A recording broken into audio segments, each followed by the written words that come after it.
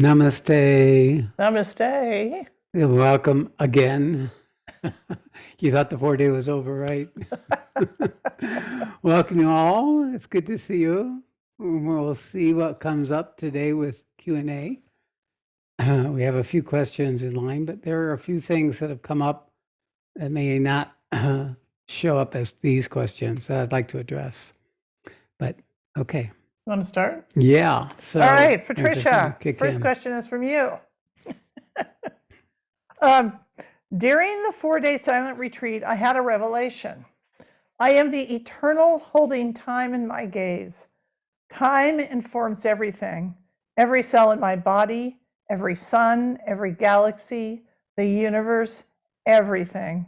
Now here's the question. How does this revelation affect my everyday activities?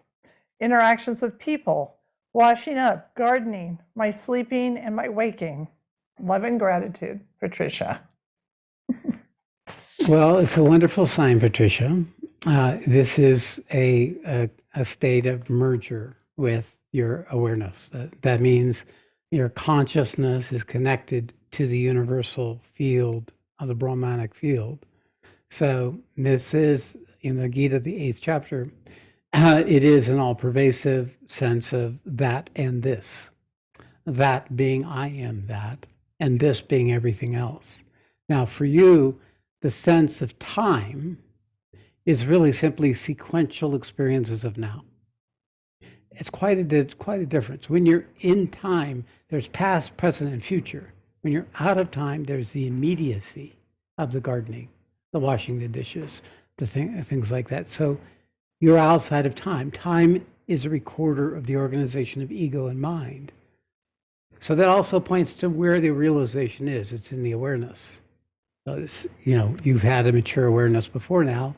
This is simply moving out of your individual awareness and you're accessing a universal awareness, which is that all-pervading field of Brahman. Brahman is not necessarily the supreme being. It's impersonal. It's not personal. So it's just a state of consciousness, not just a state. It is a state of vibrational field of consciousness that pervades everything. So you being in touch with that means that that separate structure of you is no longer so entrained and it's relaxed into the field of its own awareness. So it's awareness, being aware of its own awareness, automatically, spontaneously, without effort. Therefore, when that awareness comes into the sensory world, comes into the outer world, it's now and now and now and now. For many people, this can be very disturbing. But when the system is grounded in their awareness, even if it's not grounded in the body, then it's delightful. It is freedom. It is considered a state of enlightenment. This is the Sahaj Samadhi. That means that even in the midst of action, you're not being overtaken by the samskaras or the karmic structures of the world. So the testing of that is where something in the world that there's something in you that's still vested in gets activated. And then it'll come forward. But it doesn't mean that the Brahmanic field goes away. It starts dissolving the remaining habitual addictions to the structures of our identity and our ego and our thought patterns and our habits. And we get step back from that whole field of valuation and judgment, and we fall into this more immediate, natural state of being. So, but it's not just the awareness. This is not just the self. This is the Brahman. It has a power. And it is what takes us into and it allows you to access the devotion that you're already able to access. It's from the Brahman that the true devotion can come. And through the devotion is evidence that the Brahman field is entering into the person of you. So there's a deepening and a sense of connection and a transformational process. So the path of awareness will also, by its very character, coming from above, below, it'll open up the path of experience. And although the awareness component will always be there, the experiential component will come up to match it. So in your system, the awareness has been very strong. And of course, the higher experiential components have been available to you. But this is going to go deeper as time goes on. And then those two together will be what takes you to the final integration. How's that? Very good. Good sign. All right. I saw it in you when I first saw you. It's true for all of us. We just have to drop the habit of ego, and then you'll see what I'm talking about. Why I have faith in you, why I have faith in the process, because it's already there. You're the one who has yet to find it out. Okay. Okay. This question comes from Anna. After introducing myself to you briefly 2 months ago, I've been overwhelmed by the feeling of connection to you and the community and feel much gratitude. Even though it has been through online broadcasts and not face-to-face, the energy has been strong and there's a real sense of being held and supported. I have been working through an intense birth trauma, the shock of coming into being, and all the challenges of embodiment. It has taken me to some very dark places of not feeling able to be in the world. And at the same time, I have experienced glimpses of overwhelming love moving through me. The love is indescribable, immense, and beautiful. I am home. Then fear rushes in because I don't know how to hold such love, or my system isn't ready for it, and it closes down. My humanness is longing for clarity on what is happening. Is this a transition to a new way of being, or am I awakening? I don't know what it means to be aligned, to listen to my heart, or where to begin. My mind convinces me that this journey is not for me. I feel useless, not functional at a human or soul level. All that persists is a longing to be of service, but I have no sense of a purpose to focus me. With much love and gratitude, Anna. I always like it when people come to me ready-made. Just add water, a little heat, and you got the full meal. So Anna, you are one of those. You're ready. Therefore, the physical proximity is less important. Your system it's just needed a little point of entry. And now you're in the midst of a transformational process. And as for what's happening, yes, you are awakening. You're awakening in the true way, not just in the awareness intellectual way, but the whole system is waking up. And that's there. But the other thing that's happening for you is real transformation. Because this devotion you're feeling, this sense of home, is actually yours. Although this community and myself and these teachings are nurturing that part of you that's already ready and ready to receive this, there is this period of time, it is years, where you get used to the intensity of the process of transforming. Transforming always has the cycles you describe. The grace comes in. You're lifted up into these wonderful states of devotion and connection and freedom and truth. And then you're thrown right back down to make room for that grace to come into your system. And what does it do? It does what I say in one of my retreats. It pushes up what is not yet capable, what is still resisting, what needs to yet be met in order for it to be transmuted, because it literally becomes transmuted, even though it's telling you this very convincing story. This is not the path, do not go there, go any place else but there. That's your ego. Gets more vigorous because it realizes it's losing its seductive hold on your consciousness. So you just learn to say, okay, thank you, ego, and I got something more real than you. I got something more true, more fantastic coming. But it takes time. It'll always have these cycles. You're well supported. You don't need to do anything. Literally, it's very hard for people to do anything in the outer world or inner world during periods of these transitions, because large chunks of the organization of your ego that allowed you to function are being dissolved. It's like a caterpillar. It was really good as a caterpillar until it entered the cocoon. And then there was nothing for it to do. As a matter of fact, everything about a caterpillar doing got done. And it became this mush, right?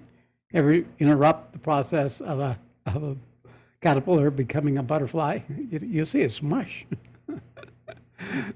But it has an intelligence. And at some point it ripens, it matures and comes out of the cocoon. And then it can function as a whole different kind of being. So there's a lot of people in the community who know this process. You're kind of new to understanding it, and it's useful to honor the information. This is what I've always recognized, that much of people's spiritual progress can be supported and enhanced if they have the right information. So what I'm saying is the right information. This is not something new. It's a description of the process you're in, that everyone goes through their version of this who is actually truly on the spiritual path. Not those that preach lovely lyrics about how it would be to be just the self, not those who are drawing on traditions and chanting the singing, but the real transformation where we become divine in a body. And this is what the Gita points to. So just keep enriching yourself with the Gita book and with the mother book. Keep communicating, finding the foundational teachings. And, in a rapidly short period of time, you'll be able to find yourself aligning and being okay with not being able to function. It is a breaking down of the old way so a new way of being can come forward. And that does usually take some life changes. I mean, it usually means we have to back off from our ego-driven life. We have to pull back from the number of projects we start. We have to let go of some things that we're hanging on to that don't serve us anymore. We have to become simple as possible. And whatever you have to do in the world, bring it down to the minimum needed, rather than trying to accomplish something or look good to other people or to keep something going. It's the best way to go is to reduce your life into a simplicity so that the basic needs are met and you can allow for this process to have its time. All right, very good. I've been watching you and listening to you. I'm saying, where's she coming from? She's talking like everybody else. It means you were just ready-made. A few come to me ready-made, so I'm always happy to turn on the microwave. Cook you. Okay, our next question is from Bridget. Bridget. Question. Speaking of intense pressure in the head when doing some meditations, elemental training, silent sitting, or pranayama exercises, I've been told this is just a block. I also sometimes notice a nauseous sensation. I just notice it and figured it's intense energy wanting to move and try to ground it as suggested, but sometimes it won't move. It sort of just fades away after a few hours. The ringing in the ears off and on since the 7-day has been particularly annoying.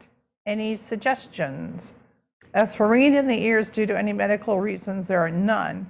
And as for nausea, I feel like I have to have a completely empty stomach before any type of meditation now, but I was never this sensitive. Bridget. Bridget, you're finally crossing the territories.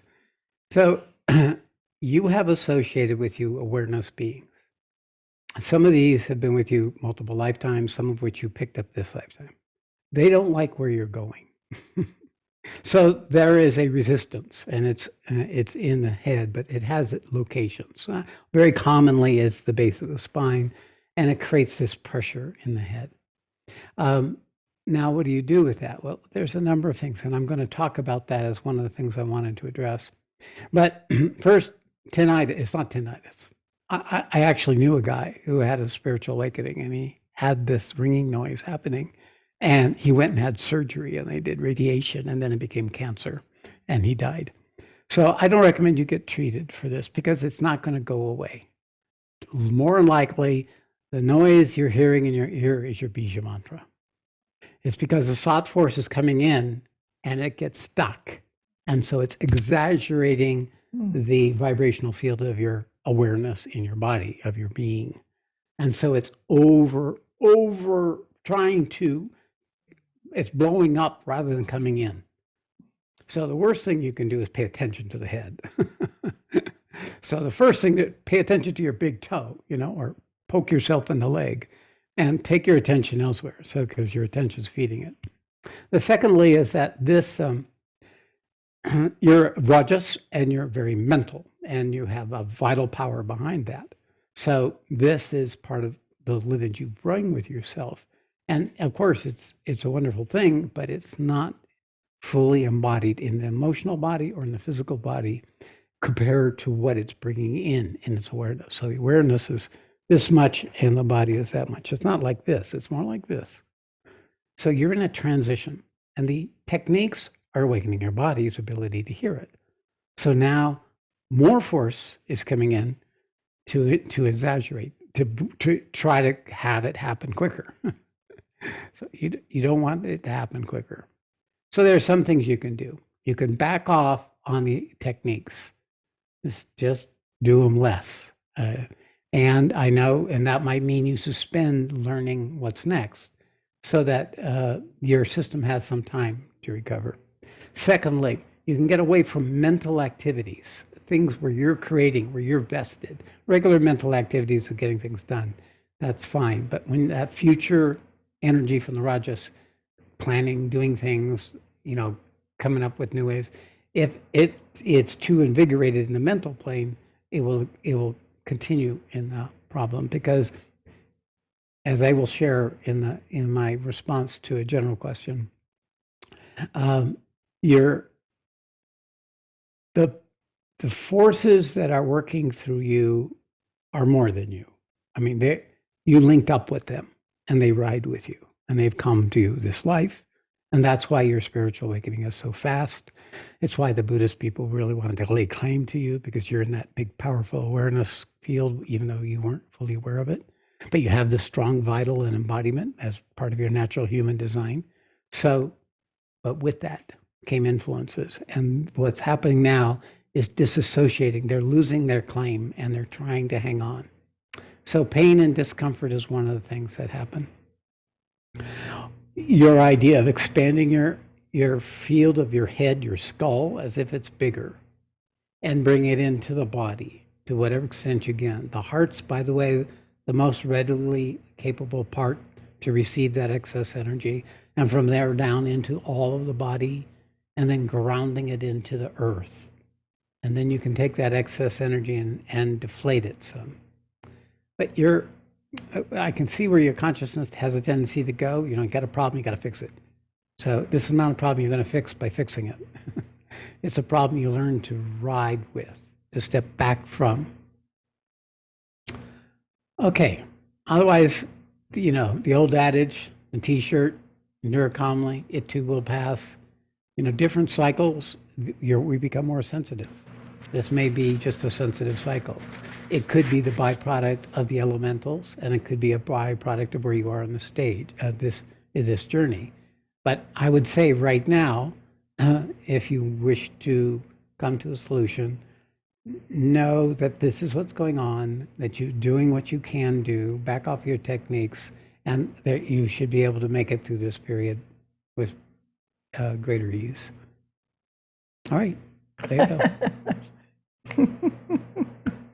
She brought her picture up. Okay, we have a question from Brian, who sent it in. A mind question, I'm afraid. Sat Shree talks about Mira Baba being his first teacher and having read God Speaks a few years ago. I always wondered how the journey through the 7 planes of consciousness align with the Gita. So gross, mental, subtle spheres. They're just the same. I use different language, and I do think that Mira Baba's revelation was about the descent of the Sat coming into the creation and all the planes that were created. This is my direct experience. I traveled through those planes when my awakening, so I became familiar with them. So I just found a languaging in my journey of consciousness that kept it simpler. He language in the Sufi tradition. He used that languaging, just like I use the languaging of the Gita. So all these are like classic namings that have gone on. And the Veda tradition has their own naming, and I'm more likely to use theirs. But the principles of gross, subtle, and causal is also there. It's just the distinction Sri Aurobindo has a languaging about the planes of consciousness, the overmind, supermind, and all the stages in between. So these become accessible for some who come to the journey. It's not necessary to know or understand. I know that Meher Baba was there in my transition at the age of 19. He's here with me. He's here with me now. He's like a familiar old uncle that shows up now and then. But it is no more than that. The thing about Meher Baba was it taught me about love, divine love. It taught me, the Sufism taught me about devotion. And although I could only get a faint hint of the devotion that came later, it was enough to carry me through the darker periods of my life and give my life a sense of direction and magic and mystery. So it was a grace. I remember with Meher Baba, the biggest impact happened when I went to India in 1968. Yeah. I was a devotee of Meher Baba, and I was broke, poor, new kid. I had no way, and my dad, who was just a remarkable support for me, paid for my trip to go because he knew there was something in him that knew it was true. And I went there 2 weeks before I got there, he died. So I traveled with a group of people from New York, and people were just wandering around, devotees. They were all happy. They didn't have any grief. Nobody was grieving. They were all just like ordinary people, just totally cool. Been with them for 20, 30 years. The guy who meditated for 30 years and never had a state, he was there, he was a nice guy. Didn't have anything going on, never had any states the whole 30 years. It was demystified, but at the same time, I spent much of the day sitting in his samadhi, which was full of flowers. And of course, it was more than that. It was his energy. So in those 2 weeks, I probably spent half that time sitting in his samadhi. And the grace that I have now, especially in the area of devotion, came to me.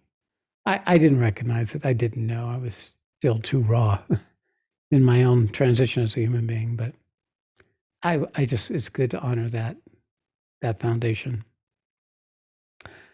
Okay, Brian, there you have it.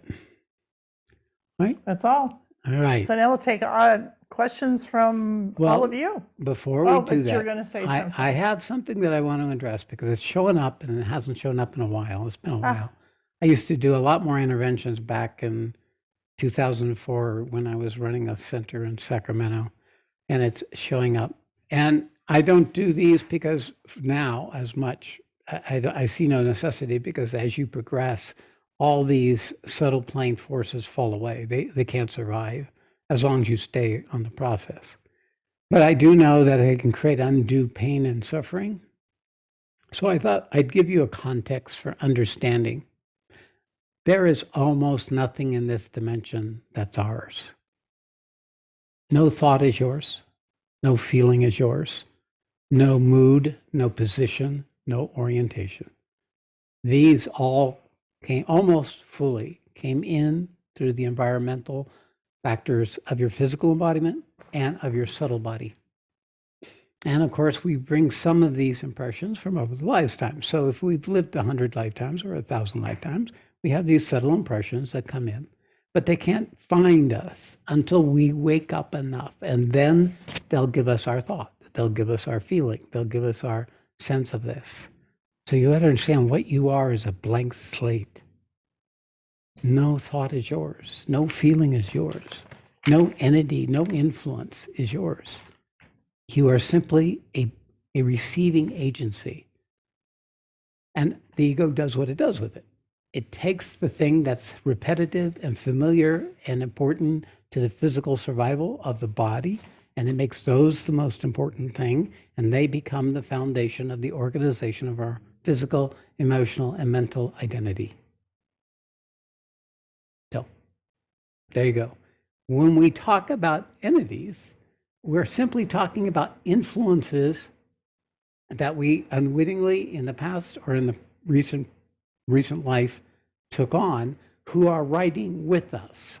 Now, the fact is, my recognition is nothing is empowered in the subtle world except through an embodied being. That the subtle world is just a field waiting for a self-aware being. And then it jumps in. So we're all in this. We're swimming in the ocean of samsara. So everything is not ours. But when we come to the spiritual path, usually our ego has succeeded in really making us acutely aware of our limitation and our suffering and our misery. And all this content has built up enough that we go into dejection and we awaken. It's the grace of being a human being. It's how miserable we can be. The misery becomes the pressure that causes consciousness to wake up to itself at ways it could not otherwise. Only in this world can this happen. And of course, without us knowing it, we're carrying a piece of the Sat and the Asat. And therefore, we have inherent in our inherent potential of the soul, both the dark and the light. And these influences will come to feed off of our attention. So ego is really a matter of conscious or unconscious or subconscious attentions that we've given to things. When we awaken, we become aware of our awareness. We begin to become aware of where we're giving our attention. And then, of course, that makes that thing that we become aware of more poignant than it was before when we were blithely going around distracted with all the 10,000 parts of us that we consider us to be. So when we talk about moving influences or entities, it simply is a matter of something currently you are unwittingly empowering, or that has enough authority to overtake your usual authority and intrude into the field of your consciousness. So when I do an intervention, I'm actually working with you. And in you, I see where your system is being impacted. And I can see where your attention is going. Your attention is going often, when you're in a great deal of suffering or persistent pattern, to a structure you've unwittingly empowered for either this life or multiple lives. And when you empower a structure, it starts empowering other structures from the subtle world that are aligned with it. So I simply give attention to where you've given your attention, and I take it and move it. And because of the nature of my attention, it's senior to your attention. And that moment, I'm an intervention in your system. And I'm taking your attention, disassociating your attention from your habitual reinforcing of that structure. So it's no more than that. It is not something, it is something that when your own attention, when your own awareness expands to a certain point, they can't touch you. These influences, even the ones you bring, you cut the cords to them, or the cords become so weak they only periodically can come in and influence you, because you're becoming the blank slate. And what is the blank slate? It's the Supreme itself. It's the Brahmanic field. But when it's embodied, it's love and devotion and inclusion. So when we come to devotion, all these unwanted influence, they come in and they merge with what you become and they fall away. So you find that trauma as a child gets overtaken by a certain set of patterns that it picked up from the environment. You get stuck with that, and then it repeats itself, and it gets sensitive to triggers that have it repeat itself, and therefore it becomes real through endless repetition. But when you come to your consciousness, you break out of that, and automatically these areas of blocked attention in your waking consciousness, in your sleeping consciousness, and in your dreaming consciousness, or your samadhi, or your deep meditations, they start falling apart. So I haven't encouraged it because it's like it's magic tricks. But I am working in your subtle energetic body. And that's where all these things reside. It's in your aura. So when you look at those who can perceive auras or feel auras, can sense these influences floating around, or they can actually see them and see their colors. I don't have that gift. I can feel them. And then it's just a matter of dislocating them, but it doesn't do you any good. It just gives you temporary relief. But when you join with me in the removing of it, then you're empowered, and it can't but move. As long as you remember you're the one who keeps bringing it back. All right, so I wanted to clarify that. So there's no big bad monster out there that's trying to defeat you. It is no hellish creature that's trying to eat you from the bottom up. These things are all your creations, all your unwitting identifications. You know, we see a lot of horror movies.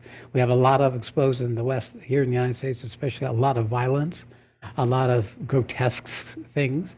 So we collect all that, as all who are born in this country do. So there creates a deeper pool of these darker things. But what does that do? Well, it makes us, when we awaken, more useful because we've already carry some piece of the collective suffering. So our own addictions, our own perversions, our own obsessions, our own worries are simply part of the collective error. When we become and allow ourselves to become the fullness of what we've awakened to, then these simply become an arena for manifestation, an arena for healing, not only in our system, but for others who have the same pattern. So I've helped to share that to kind of inform you, enrichen you in the recognition of what happens. The more your body awakens, the more you are alert to these things, both in yourself and in others. And in this way, some of you may be interested in serving in this way. But for the most part, my work is to empower you and to let you go through the process. But I don't want you to go through the process blindly. I want you to be informed so that you're empowered to recognize that this too serves and has served and will serve. When we come to devotion, the resolution comes, and there's no evil, there's no untruth. All there is truth. All there is love.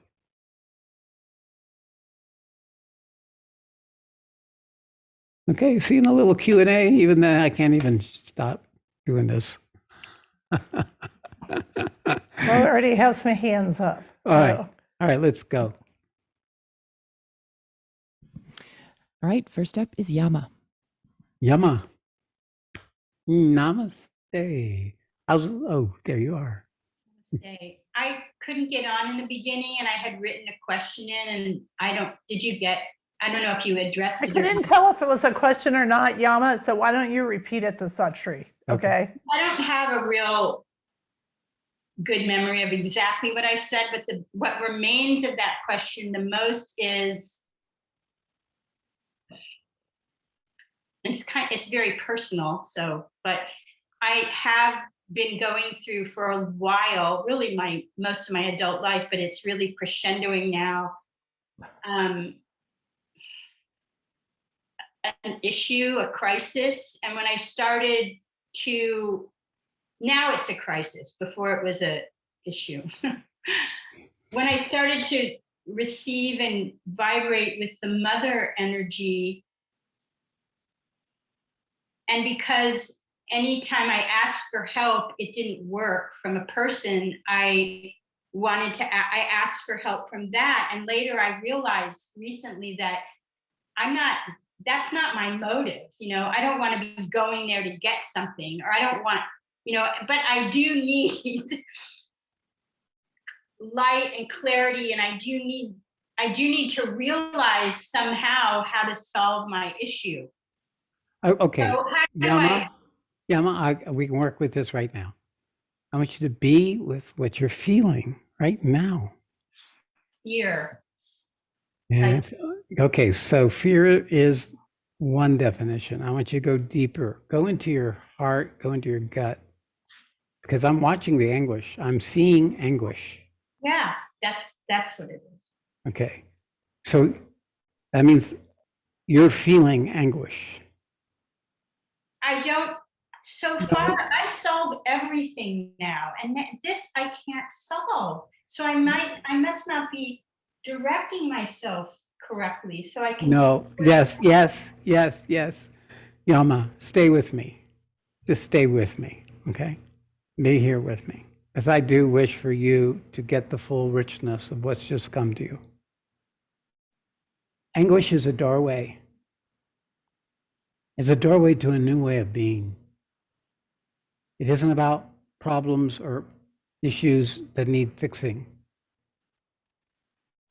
Yeah, I want you to stay with what's happening in your system. Just stay with it. Don't think it. Yeah, there we go. There's the grief. You got to feel this. Yama, let this in. Let this in. This is the I heat. don't think I'm going to succeed. It's like, Now, you don't think what you think does not make any difference in this arena. They have to be in the feeling that has not been met, in the separation, in the carving out a little niche for yourself. In all of life, you have just this little niche that you cling to. You've made yourself so small unnecessarily. You could add that and everything else. So it's this thinking part, this having to do it yourself structure that's not serving. Anguish is the recognition of the error, and that is serving. Can you feel what I just said? stay with the recognition of the error. Yes.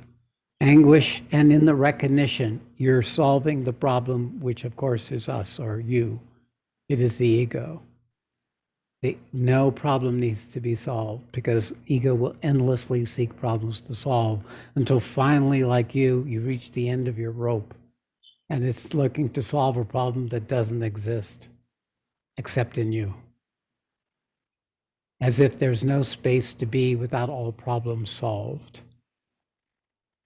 So I invite you to imagine that there are no problems.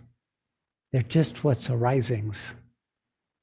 There's nothing that needs to be solved, even for your survival, even for your protection, even for all the necessities.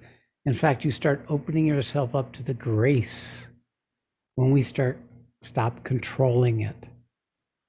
And we discover that we're already being held. We're already on a current. Now, I know you know much of this. I know that in your awareness is very accessible to you. I know you try to hang on to that state of consciousness, but it's not, therefore it's not strong because you're trying to hold on to it. It has to be tested. You have to be vulnerable. You have to feel the dejection. You have to feel the anguish. Yama, anguish is the doorway to devotion. It is the big heart that you carry in your awareness, felt in your body. You're trying to protect all creatures from suffering because you're trying to protect yourself from suffering. And that is preventing you from knowing that all is perfect just as it is. That was the original pain that I was, and because of that, an addiction happened. And because of that, I worked on the addiction and I couldn't see the bigger responsibility I had. And it's a time oriented, you understand? So, yes, but this is the mind, this is the memory, this is the story. What's happening now is the transition. Stay now, stay in the feeling of, I can't solve this problem. There is a crisis. I don't know how to be with it, but I will hold it as an experience that's arising. I am doing that in my day to day. Then do that. Okay. Then do that. And nothing else needs to be done except be willing to be dejected, be willing to be in the failure, be willing to be in the anguish, be willing to be in the grief, the loss, the helplessness, the hopelessness. Because that's the doorway that strengthens this large connection to the mother you have and makes it more personal, not as a compensating structure, but as a true expression of a boundless freedom and love. But in what way have I let her down? Because I'm not carrying what I could carry. How could you possibly? Because I had emotional misalignment, until it hit me. When this awakening started, that's when it all hit me. I had unending tears. Whenever I was in a spiritual vibration, river of tears. No notion why I was crying. It had to do with my mother, but just held in tears. Just live. Remember that state. If you bring anything in your memory be in a flood of tears, because that's purifying all the errors, healing. You are actually sinless. You have nothing to be guilty of. You are already free. But your body doesn't know that. Your mind doesn't know that. Your cultural orientation can't imagine life without guilt. You know, it is really something you're shedding, letting go of. So be the flood of tears. May they flow endlessly. Namaste. Next up is Maggie. Maggie. Hello. Hello.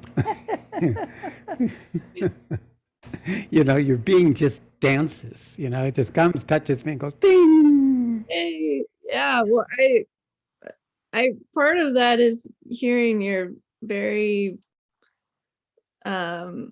accurate articulation of like How it is. yes. And I mean, I don't think I've ever heard such a concise and comprehensive explanation for what has just been like my entire bewilderment and chaos and confusion and fear. Yep. Everybody wants to be something, even if they're miserable. So, you know, they get addicted to all these subtle things that become theirs. Well, and yeah, just not being mature or old enough to understand Yeah. what's happening. It feels so real, and it feels so True. personal and convincing that it just sends everything reeling, you know, and that creates just a deeper vacuum. So anyway, just wanted to thank you for holding the whole conversation as you have, and even if it hasn't been articulated up to now, just that it's still so essential, especially at certain stages. That's right, like your stage. And and then also just for me personally, recognizing that this has been happening to me with other people and beings for so long, that I just want to make sure that I have a clear and right relationship with this transformative thing that happens when I do attend and do recognize the match and also the subtle causation and the relationship between them. And you know, this wasn't anything I set out to do or to make my life, but I feel like it's happened.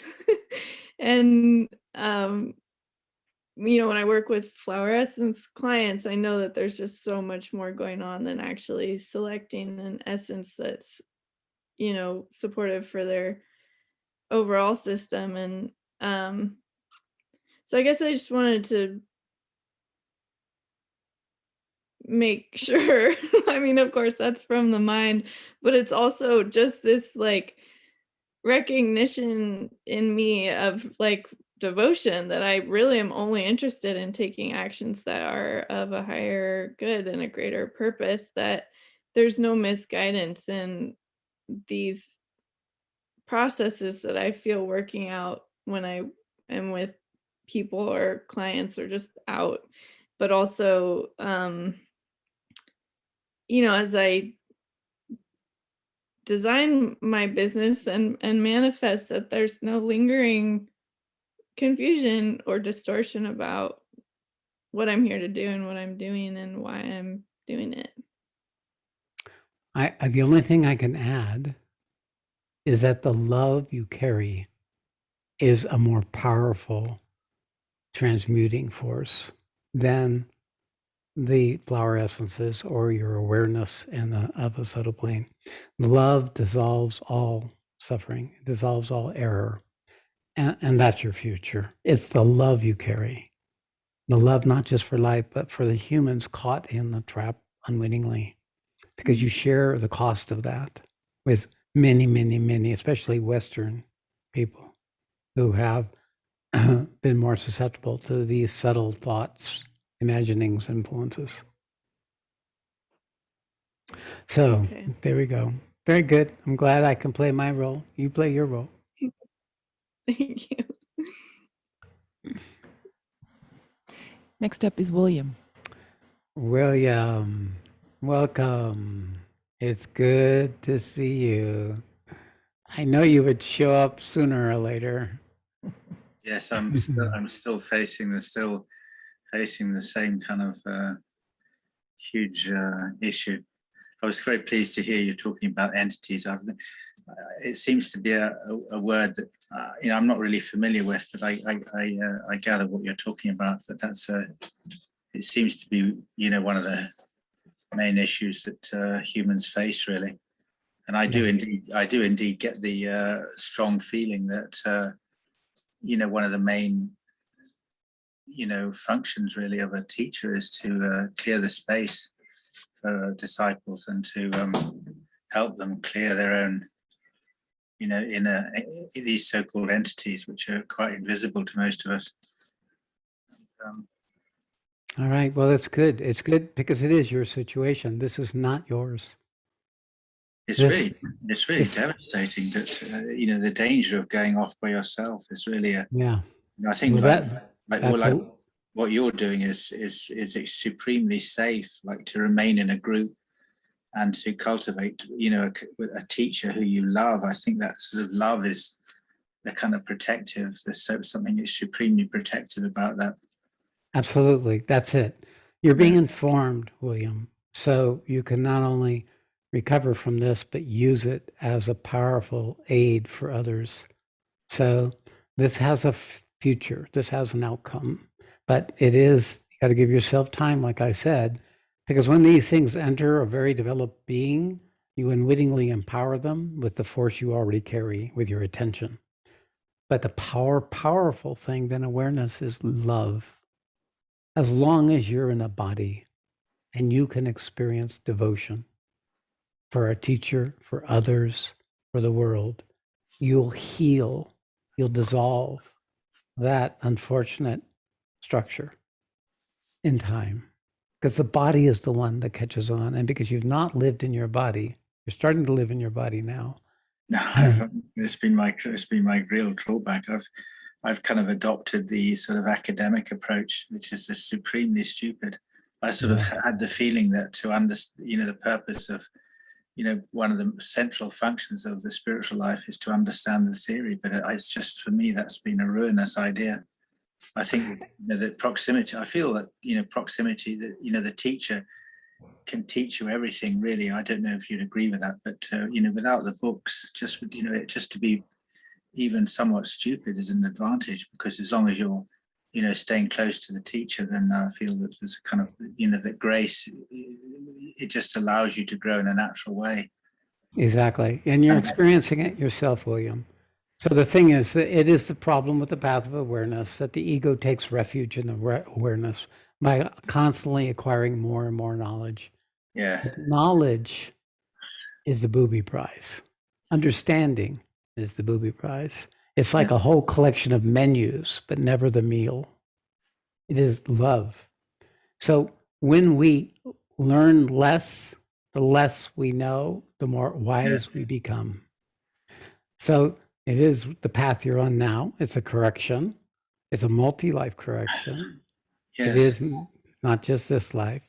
I know what you are. All that has come, and this lesson is really unique in the unfolding of an individual's soul into the fullness of their divine authority. So love is the key. So my sort of concern, as usual, is this, the damage to the soul that I've done myself. And I want you to recognize it. I don't even want you to speak it. Stop speaking that. It is an error. It's not truth, and it's an error. You're feeding it. You just have to stop speaking it to start. Stop writing it in your journal. Stop organizing your identity around it. Pull back. And I want you to go into your heart right now. I like the location in your physical body. Yes. And just pay attention to there. Take your attention. As I'm connecting to you through not just your third and your heart, I can feel it in your third, in your diaphragm, your self-diminishing. I can feel the strong structure of self-defeating. It's right there in your diaphragm, right underneath your rib cage. I feel it in your throat, right here in your upper chest. It's a Yes. cry of anguish. Yes. I feel it in your heart, but it's weak. It needs to keep expanding. So attend to your heart as you have a big love. It is why you're still alive, why this habit of you hasn't completely defeated you.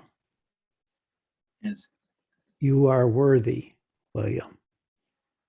You are already sinless. All this is an error of your mind. And you're really longing for truth, aspiring for truth, but it ended up in a nook and cranny that has left you far from it. But Yes. it's already there in your heart. Yes. So your devotion, yeah, now I'm feeling it. Your appreciation of the love. By the way, I just want you to receive right now. Just receive. Just receive. Because I knew that when you showed up, I could send the grace to you.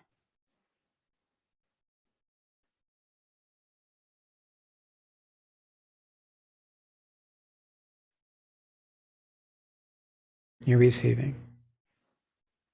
Beautiful. Let it in. Let it suffuse your whole body. Let it go into the back of your spine, right there, opposite of your sexual organs, in the base of your spine, in the back of your body. Let this love in. It's dissolving that addiction. It's dissolving that fear. It's dissolving that compulsion. It's dissolving the need. It's dissolving, dissolving, dissolving. And now it's expanding in your upper torso. Your belly is releasing. Feel the gentleness, the easing. Don't let your mind follow this. Let your attention follow this. Now the back of your head. There's some forgiveness there. You need to forgive yourself. You need to keep pono. I'm sorry. Please forgive me. Thank you. I love you. I'm sorry.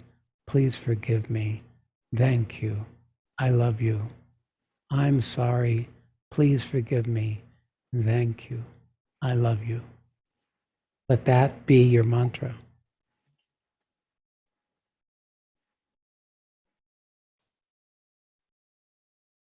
All right, William. There you go. Thank you, sir. Namaste. Namaste. Next up is Bodhidas. Hey, Sat Shree. Bodhida. Good to see you. Yay. I had a question concerning my meditation. So I'm noticing that during the meditation, I kind of tilt forward and go into, nothingness. But before this happens, actually there's a pull coming from my hara. So it feels like there's a connection between my hara and this area, my crown chakra, this area. So what is happening, that there's this pull. I go into this place where there's a vision and so on, and disappear, And the feeling, the question I'm having is that I'm not sure. It feels like the energy cannot really go upwards. So that's why I kind of go forward and disappear, because it feels like I have a choice, because I can straighten myself and allow the energy to come up, or I can, go in this state of semi unconsciousness. So I'm not sure which the option is better. All right. Good question. Excellent question. What's happening when you fall forward is the thought is not coming directly through the six, it's coming through the back channels. It's bypassing the sixth chakra. For you, that's a grace. So what is happening is it's pushing your head out of the way, and then you're coming in touch with your hara. Now your hara is where your power center in the body is. So that's where you are the most you. And of course, you've used it for your ego to reinforce your survival and your success in the world, to plow through the usual stuff of life. But it is also a developed channel in your system. So it's being fed initially. And then what it's doing is it's moving between, it's healing from that place. It's building a connection between your sixth chakra and your second. So it is ultimately going to bring the devotion more in, because that's what's bringing you. You're bowing to what's coming. Right now, it seems like the Adhara, because that's the most developed in you, but it's your whole system. This is samadhi. You want this to happen.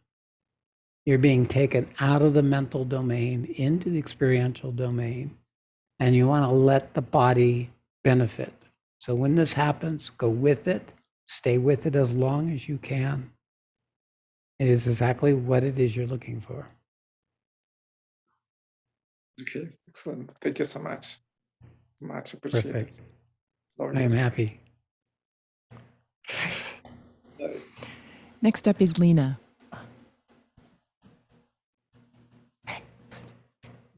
Okay.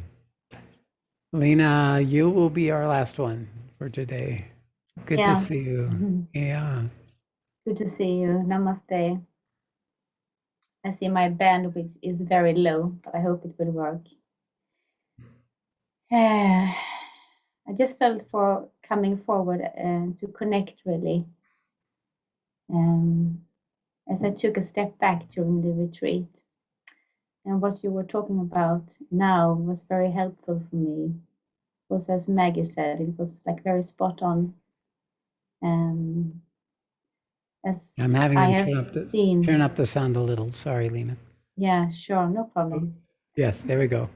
Do you hear it? Yeah, it can also be my bandwidth. Yeah, I came in contact with a lot of guilt, and I see that guilt is really my friend, or yeah, what to call it, Constant has been companion. there, Yes. constant companion. Yeah, and I also got some help to see that today, and it's absolutely not new, and it comes up in so many different situations.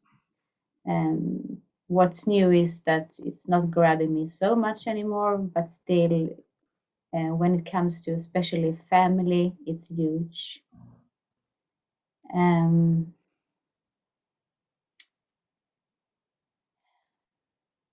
Okay, so guilt Yeah.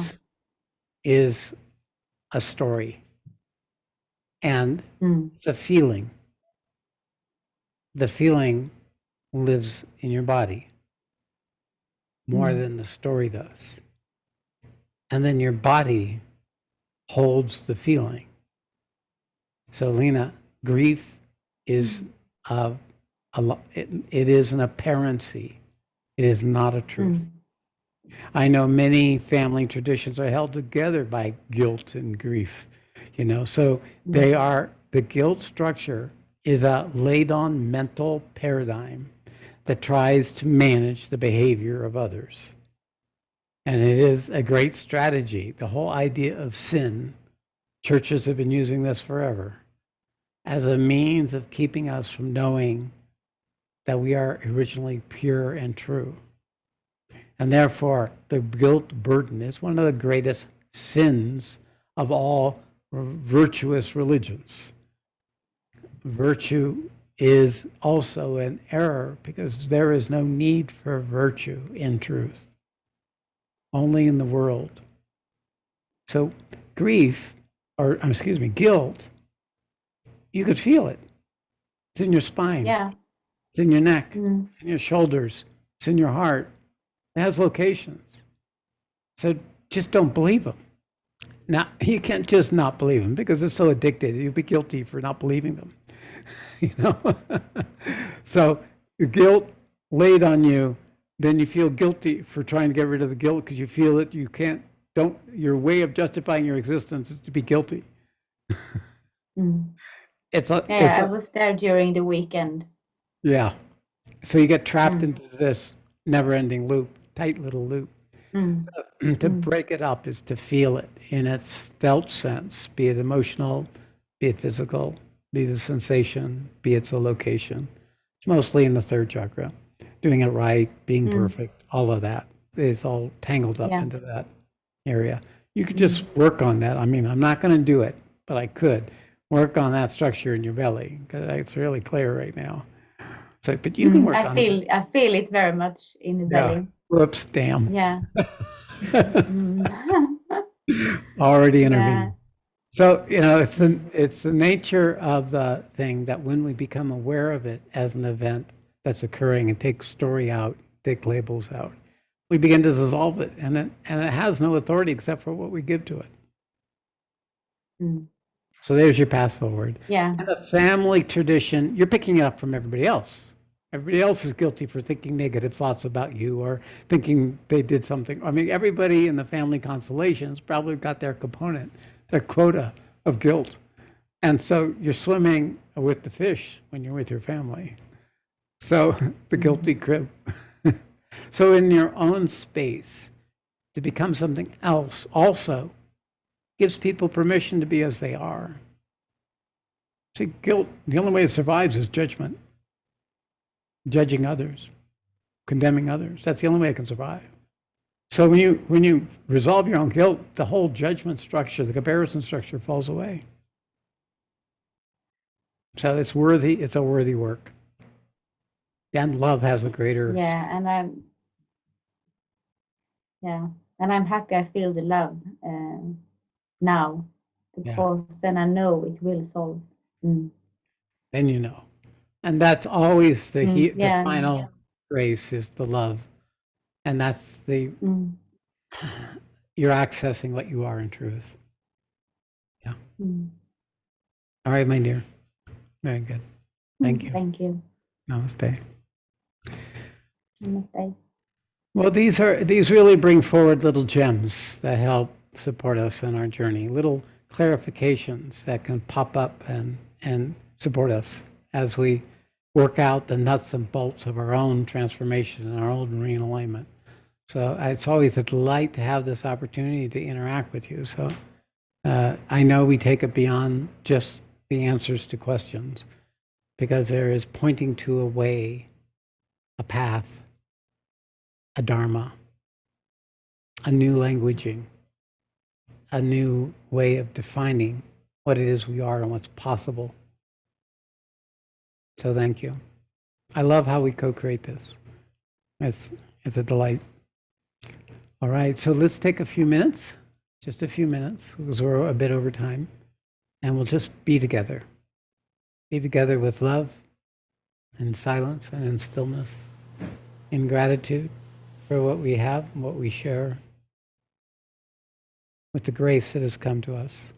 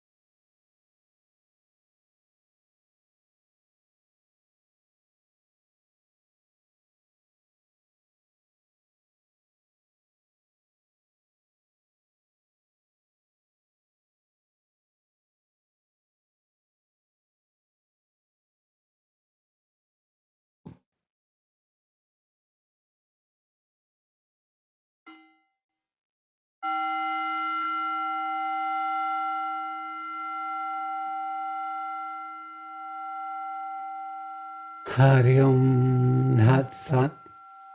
Hari Om Tat Sat. Hari Om Tat Sat Shree. All glory to Supreme. May truth and love manifest. Namaste. And thank you.